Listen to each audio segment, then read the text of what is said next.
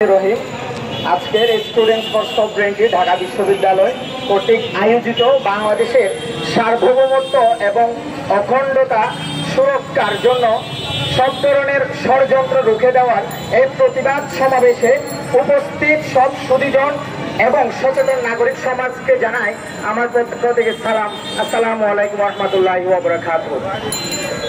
আপনার বাংলাদেশের ঐতিহাসিক সন্ধিক্ষণে এই মাতৃভূমিতে 47 থেকে শুরু করে 71, 24 কোন প্রেক্ষাপটে বাংলাদেশের মানুষের জনগণের স্বার্থের সাথে সম্পৃক্ত যে কোনো ধরনের ন্যায্য আন্দোলনে আমরা আমাদের আজকের তথাকথিত স্বঘোষিত আদিবাসীদের কখনো পাশে পাই নাই।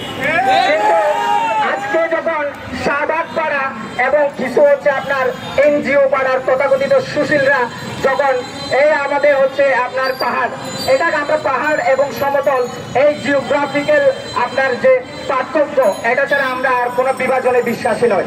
সমতল এবং পাহাড়ে বসবাস করি, সবাই এখানে বাংলাদেশি।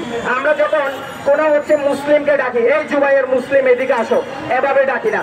আমরা যখন হিন্দুকে ডাকি, এই সৌরভ হিন্দু এদিকে আসো, এভাবে ডাকি না।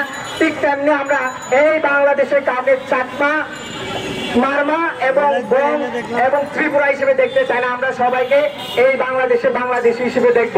এবং তারা ওই পার্বত্য চট্টগ্রামে তারা হচ্ছে আলাদাভাবে যুগ্ম লাইন গঠন করার চেষ্টা করতেছে। তাদের বাড়িতে বাড়িতে ঘরে ঘরে তারা অস্ত্র উৎপাদন করতেছে এবং বিভিন্ন আমাদের এই বাংলাদেশকে যারা অস্থিতিশীল করে তুলতে চায় সেসব দেশ থেকে তারা সহযোগিতা নিয়ে বাংলাদেশে হচ্ছে বিচ্ছিন্নতাবাদী সব ষড়যন্ত্র এখানে বাস্তবায়নের অপচেষ্টা চালাচ্ছে। এবং বাংলাদেশের সার্বভৌমত্ব প্রেমী সব ধরনের সচেতন জনসমাজ এটা প্রতিহত করবে এবং রক্তের বিনিময়ে হলেও রুখে দাঁড়াবে ইনশাআল্লাহ। ঘরে ঘরে তারা যদি আমাদের পাহাড়ি বাঙালিরা যখন কোনো কিছু উৎপাদন করে, কোনো ব্যবসা বাণিজ্য করে, সব জায়গায় থেকে তারা তাদের অধিকারের মতো করে তারা চাঁদাবাজি করে যাচ্ছে। আপনি 100 বস্তা যদি ধান উৎপাদন করেন, তারা এখানে 20 কেজি হচ্ছে এখানে আপনার 20 বস্তা তারা চাঁদা চাইতেছে।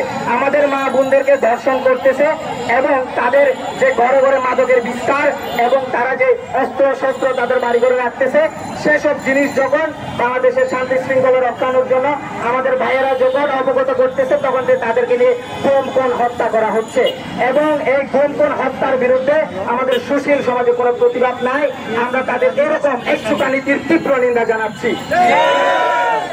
আমরা আরো দেখবো যখন সুশীল সমাজ এনজিও যখন তারা পাহাড়ে হচ্ছে চাই স্কুল, কলেজ, বিশ্ববিদ্যালয়, মেডিকেল বিশ্ববিদ্যালয় দরকার, তখন তাদের এই দাবি শুনে মনে হয় ওই পার্বত্য চট্টগ্রামে শুধু চাকমা মারমারা বসবাস করে, ওখানে কোনো বাংলাদেশি পাহাড়ি বাঙালি মুসলমানরা বসবাস করে না, হিন্দুরা বসবাস করে না। তাদেরকে এই ধরনের এক পেশে নীতি থেকে এবং এক চুকা নীতি থেকে এবং একতরফা মায়া থেকে সরে আসতে হবে।